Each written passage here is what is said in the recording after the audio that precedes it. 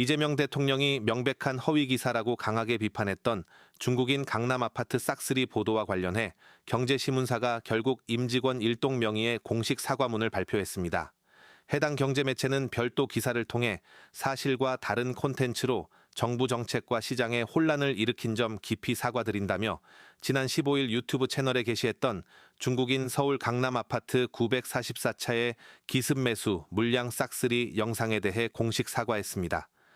해당 콘텐츠가 부동산 시장 내 외국인 매수 흐름을 전달하는 과정에서 제작됐지만 제목과 표현 방식이 특정 국적에 대한 부정적 인식을 유발할 수 있는 방향으로 구성됐다고 인정했습니다. 이어 조회수와 주목도를 지나치게 의식한 제작진의 판단 미숙과 내부 검수 시스템의 미비가 문제를 키웠다고 설명했습니다. 또 팩트의 심각한 오류를 확인한 지난 17일 즉시 영상을 삭제했다며 국토교통부 통계를 기반으로 외국인 부동산 매수 관련 콘텐츠를 다시 제작해 업로드했다고 밝혔습니다. 재발 방지를 위해 제작 가이드라인 강화와 윤리교육, 내부 검수체계 전면 재점검도 약속했습니다. 앞서 이 대통령은 자신의 SNS를 통해 확인해보니 1월부터 4월간 강남구 집합건물 중국인 매수는 5명 불과 등 명백한 허위 기사라며 혐중 선동 재료로 사용될 수 있게 의도적으로 만든 가짜뉴스 기사라며 강도 높게 비판했습니다. 이어 명색이 언론, 그것도 경제 언론인데 혐중을 부추겨 나라와 국민에 무슨 도움이 되겠느냐며 엄중하게 책임을 물어야겠지요 라고 강하게 질타했습니다. 이 대통령은 하루 전 국무회의에서도 해당 보도를 언급하며 중국 혐오증을 유발하려고 일부러 그러는 것이라며 관련 부처들이 정정보도 청구나 반론보도 청구 등을 통해 확실하게 책임을 물으라고 지시한 바 있습니다. 그런데 아침에 내가 기사를 하나 봤는데 그게 뭔 말인지 잘 모르겠던데 제가 국무회의 방에도 올려놨잖아요. 이번에 보다 내가 참 기가 차서 그냥 보다 중간에 말아버렸는데 이번에 비거주 1주택 소유자들도 집을 팔 수 있는 기회를 주자. 네. 그리고 우리가 발표하는 시점으로부터 2년을 넘지 않은 범위 내에서는 2년 동안은 입주를 좀 늦게 해도 된다. 그렇습니다. 이래놨더니 그게 세입자들의 계약갱신 청구권을 침해한 거다? 뭐 이런 식으로 써놨던데 그게 말이 되는 소리예요?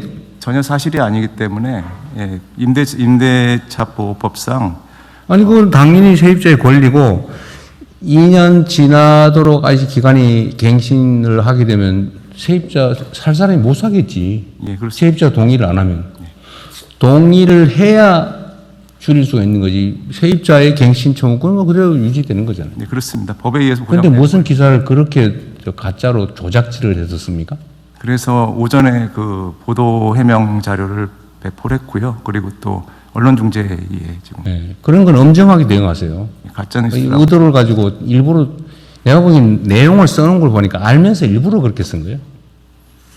몰라서 무식해서 그래 쓴 게 아니고 알면서도 왜곡을 해가지고 2년 안에 다 쫓겨나야 된다 세입자가 이따위로 써놨잖아요. 네, 그렇습니다. 어떻게 기사들을 그런 식으로 써서 국정을 폄훼를 합니까? 왜 그러는가 모르겠어. 부동산 투기하는 집단인가. 제가 봐도 아주 그럴싸하게 써놨었습니다. 조금만 자세히 보면 전혀 안 그럴싸해요. 네. 명백한 조작 왜곡이라서. 어쨌든 그런 이 국가 정책을 왜곡하고 호도해가지고 뭔가 다른 목표를 이루려고 하는 경향들이 일부 있어요. 특히 부동산 투기는 그래요. 부동산과 관계된 데는 너무나 광범위하게 부동산 투기의 이해관계를 가진 집단이 많아가지고 거기 매달리는 집단이 많은 것 같습니다. 그러니까 중심을 잘 잡고. 며칠 전에도 그 매물이 나왔는데 그거를 중국인들이 다 금매를 다 사갔다는 그런 매체인가 샀다고 하는 것도 그것도 거짓말이었다면서요. 완전 거짓말입니다. 그 왜 그런 식의 거짓말 기사를 쓴 거예요, 도대체? 통계 자료를 자세히 보면 다 나오잖아요. 이게 외국인 총거래량이라면서요. 예, 그렇습니다. 그 중국 혐오증 뭐 이런 거 유발하려고 일부러 그러는 거죠. 근데 그런 걸 어떻게 그 법무부에서 보면 그건 처벌 대상 아닙니까? 명백하게 가짜 뉴스 쓰는 거? 처벌 조항 없나요? 네, 그 점에 대해서 뭐 사실관계가 그러니까 좀 기존에는 명예훼손과 뭐 모욕 등 기존 형법으로 처벌을 해 왔었는데요. 가짜뉴스 대응 관련해서는 그것을 처벌하기 위한 정보통신망법상 처벌하기 위한 법안이 작년 가을에 국회에서 통과된 것으로. 그건 이제 배상에 관한 거고 형사처벌은 그 전기통신사업법인가 뭐 거기에 그 가짜 정보를 흘려가지고 공공의 질서에 뭐 피해를 입히거나 이러면 처벌하게.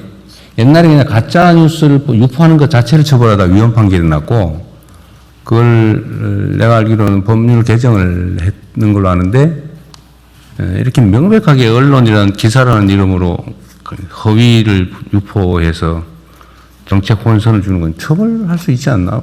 아니, 뭐 검토 한번 해봐 주세요. 예, 그 부분에 대해서 말씀드리겠습니다. 뒷부분에 민정. 네네. 예, 말씀 주신 대로 그 전기통신법이 개정이 돼서 가짜 뉴스를 통해서 경제적 이득을 취득한 경우에는 형사처벌을 할 수 있게 돼 있습니다. 이득을 취하는. 그래서 최근에 이제 유튜브를 통해서 가짜 뉴스를 해서 그걸 통해서 경제적 이득까지 얻은 경우에는 형사처벌을 하고 있습니다. 그 약간 점잖아 보이는 그 지면 기사, 인터넷 기사를 쓰는 것 자체는 처벌하기 어렵겠네요. 그 그렇습니다. 그게 영리를 얻을 경우에 한해서 이제 처벌하게 돼 있고, 그 외에 이제 구체적으로 명예훼손이나 모욕이 있을 때는 형법으로 처벌하고 있습니다. 이상입니다.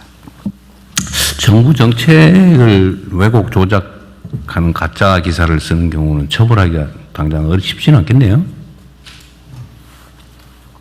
하여튼 그 관련 부처들이 네.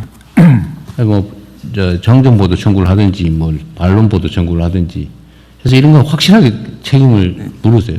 그냥 나중에서도 한참 지난 다음에 그러면 그 제목 고쳐줄게 이래가지고 또 대충 넘어가잖아요. 저희 직원들이 아주 굉장히 어렵게 만든 정책을 한순간에 망가뜨리는 거기 때문에 적극적으로 대응해야 된다고 생각하고 있습니다. 그것도 얼마나 고민해서 만든. 그리고 그런 것도 있어요. 그 기사 중에 맨날 막 바뀐다.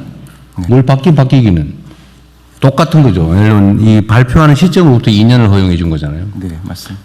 저번에 다주택자는 그때로부터 예. 하니까 3개월 편차가 생겼나 본데 그거 똑같은 기준으로 한 거잖아요. 그 부분도 해명 같이 했습니다. 네. 하여튼 다른 부처들도 마찬가지로 이런 거 그냥 넘어가지 마세요. 열심히 일해가지고 정책 결정해서 해놓으면 그걸 이상하게 왜곡 조작 보도해가지고 혼선 일으키고 또 시장에 나쁜 신호 주고 아주 못된 사람들이에요. 네, 다음 하십시다.